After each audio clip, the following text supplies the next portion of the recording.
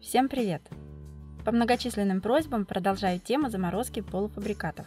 Некоторые сегодняшние мои заготовки немного отличаются от обычных. Те, кто давно на моем канале, знают, что живем мы на юге России, но у нас очень много родственников и друзей в разных регионах страны. Многие из них летом едут на море и обязательно заезжают к нам в гости. Мимо нашего города в любом случае не проедешь. Так вышло, что в этом году большая часть гостей ожидается в ближайшие несколько недель, поэтому я хочу заранее подготовиться и заполнить морозильную камеру, чтобы потом меньше отвлекаться на готовку и провести больше времени с гостями. На столе у меня основная часть продуктов, которые мне сегодня понадобятся. Полный список покупок с примерными ценами есть в описании под видео. Как обычно, начинаю с разделки кур. Подробная разделка есть в другом видео, ссылку оставлю в описании. Курочек у меня 6 штук, но они довольно крупные, в среднем по 2,5 килограмма.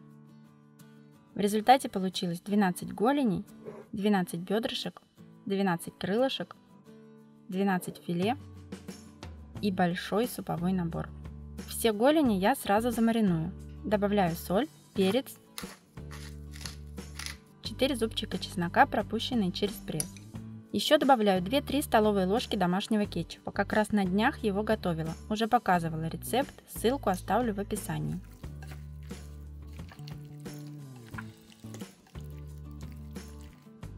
Фасую в пакеты по 6 штук и замораживаю. Перед приготовлением их нужно разморозить. Крылья разделываю стандартно по суставам на 3 части. Кистевые части пойдут на бульон. Плечевые мариную. Для этого добавляю соль, сушеный чеснок, острый перец, приличное количество паприки и растительное масло. Они будут довольно острые. Перед приготовлением их нужно разморозить. Локтевые части без маринада укладываю в пакет и замораживаю. Потом их можно приготовить во фритюре, запечь с овощами или, например, потушить с ними картофель. С бедрышек снимаю кожу, затем вырезаю кость, как бы разворачивая при этом мясо. Вот здесь остается небольшой хрящик, его нужно убрать. В результате должен получиться вот такой пласт филе. Кости, оставшиеся от разделки, не пропадут, позже пущу их на бульон. Филе хорошо отбиваю через пищевую пленку. Затем солю,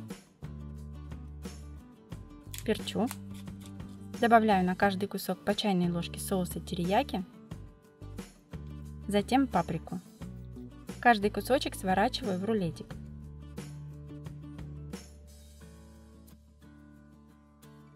Теперь каждый заворачиваю в фрагмент рукава для запекания и завязываю с двух сторон.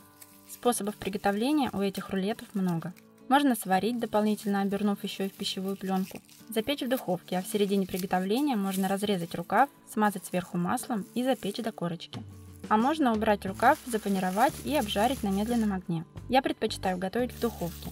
Такие мясные конфетки красиво смотрятся на праздничном столе. Но важно при любом способе приготовления их сначала разморозить.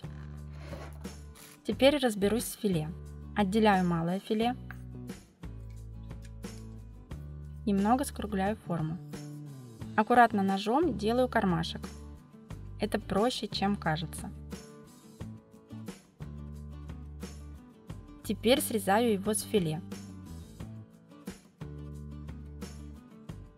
В результате получается вот такой мешочек с тонкими стенками. С оставшейся части срезаю лишний кусочек. Все обрезки складываю отдельно, использую их позже. Нарезаю сыр, у меня моцарелла для пиццы, но можно любой по вкусу. И ветчину. Помещаю ее и кусочек сыра в кармашек. Эта ветчина довольно соленая, поэтому внутрь соли я не добавляю. Панирую сначала в муке с добавлением соли, затем в яйце и в панировочных сухарях. Я добавила к ним паприку для цвета. Замораживаю на досочке, застеленной полиэтиленом. Затем раскладываю в 2 пакета по 6 штук. Для приготовления размораживать их не обязательно. Я просто обжариваю с двух сторон на медленном огне до готовности или запекаю в духовке. К оставшемуся малому филе добавляю соль, чайную ложку приправы карри, растительное масло и перемешиваю. Для панировки в равных пропорциях смешиваю муку и манку. Обваливаю каждый кусочек и замораживаю на досочке.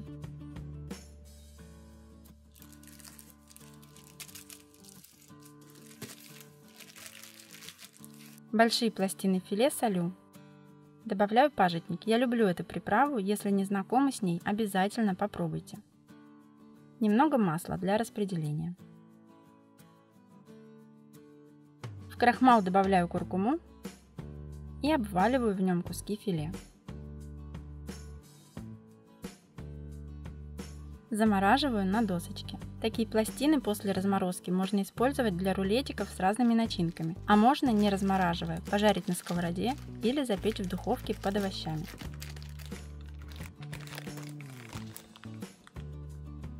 После разделки филе у меня осталось вот столько обрезков. Здесь 800 граммов, но ими займусь немного позже. Вот тут спинки и другие кости. Они, как и всегда, пойдут на бульон, но на них приличное количество мяса. В вареном виде оно мне сегодня не пригодится, но его можно срезать и использовать дальше. Конечно, идеально чисто срезать не получится, но тем не менее мяса выйдет немало.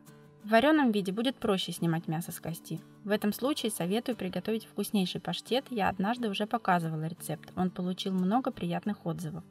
Ссылка будет в описании.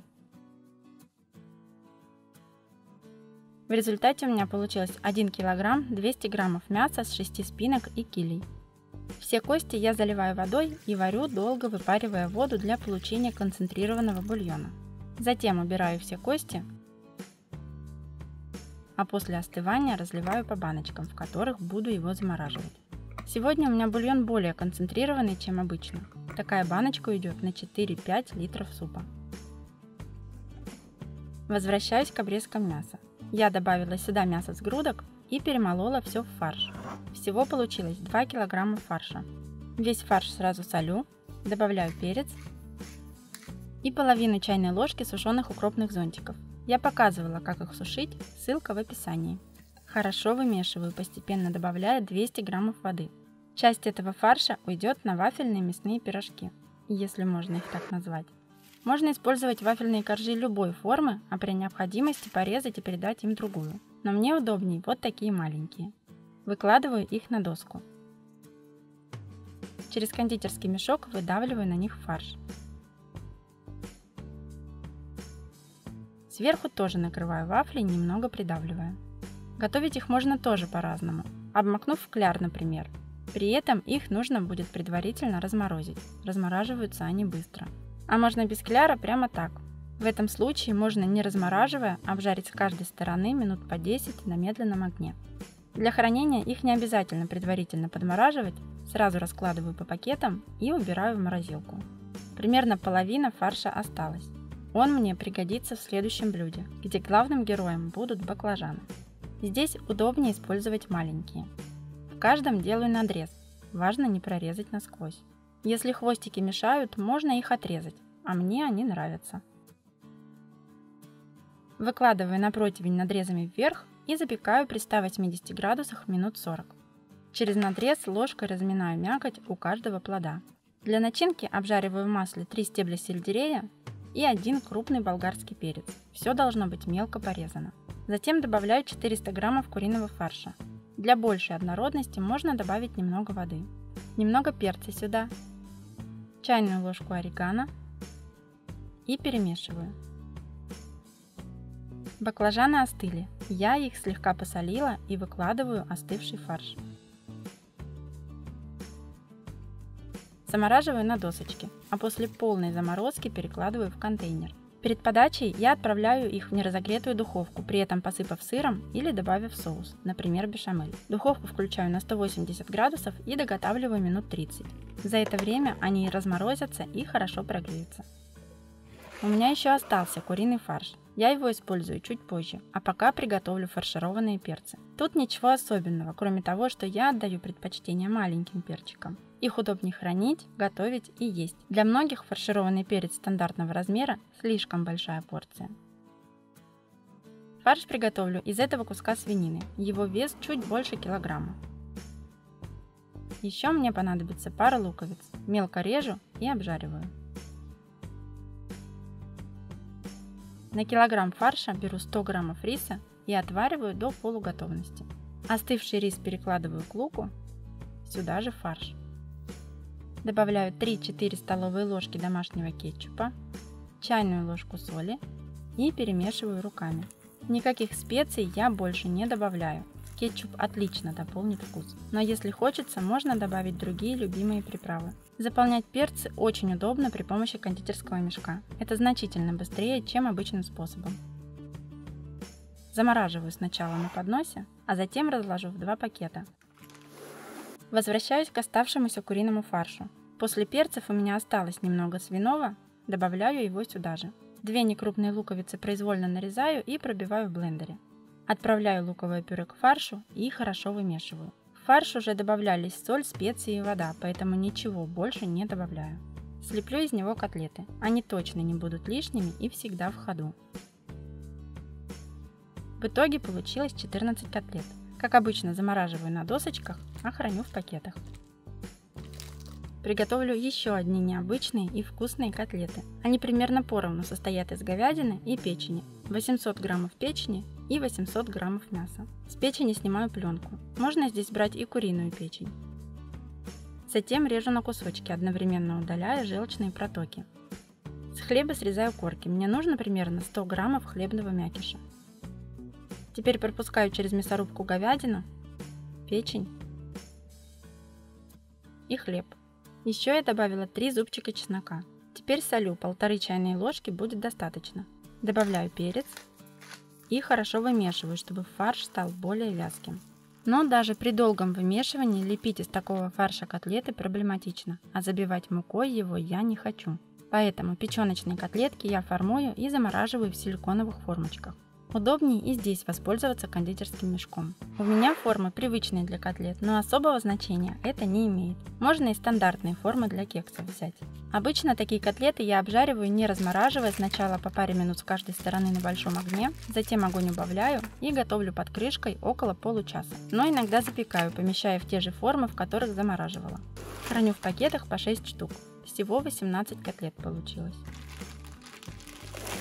Из второй печени приготовлю печеночные блины. Я их использую для разных закусок. Подготовленную печень весом 1 кг частями пробиваю в блендере. При этом добавляю в общей сложности 1 крупную луковицу.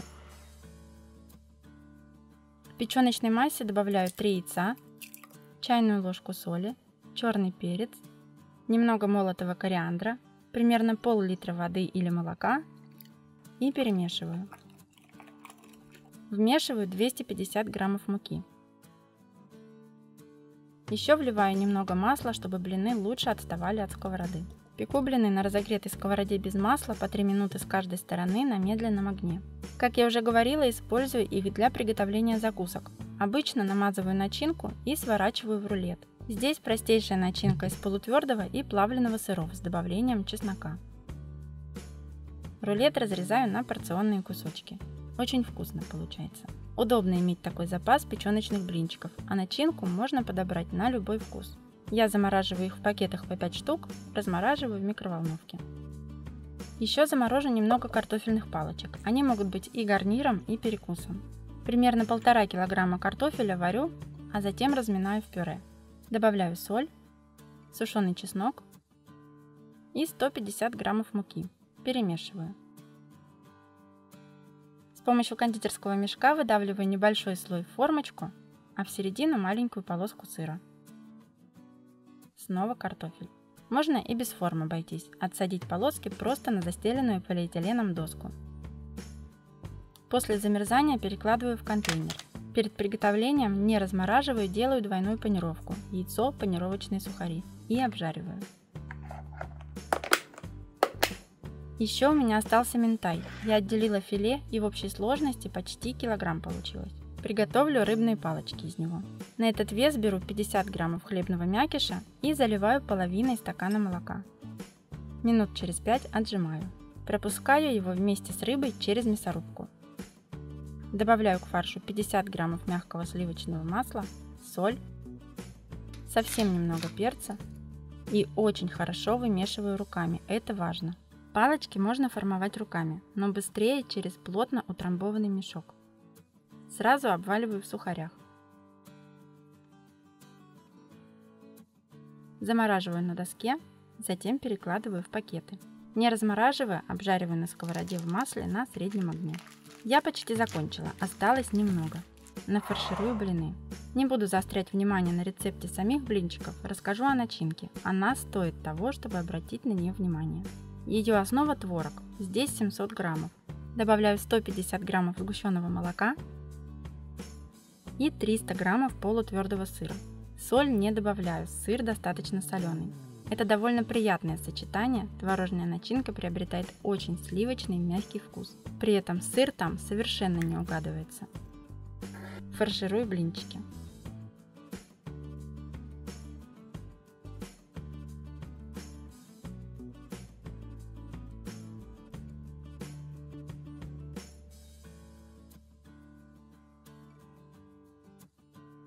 Всего получилось 20 штук.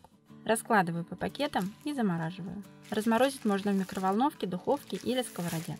Еще заморозила манник. Его рецепт я показывала. Он собрал очень много положительных отзывов. Очень рекомендую попробовать. Ссылку оставлю в описании. Перед подачей размораживаю его в форме и заливаю горячим молоком. На этот раз работа заняла 1,5 дня, учитывая, что заготовки немного сложнее обычных. Многие из этих полуфабрикатов удобно готовить не просто в ожидании гостей, но и перед праздниками, чтобы в сам праздник освободить время. Все полуфабрикаты уместились в 2,5 ящика морозильной камеры, но нужно учитывать, что должна оставаться полочка для предварительной заморозки. Надеюсь, мои идеи и советы будут полезны. Также советую заглянуть в описание. Спасибо, что досмотрели до конца. Ставьте лайк, если видео вам понравилось. Подписывайтесь на мой канал. У меня еще много рецептов, которые вас удивят.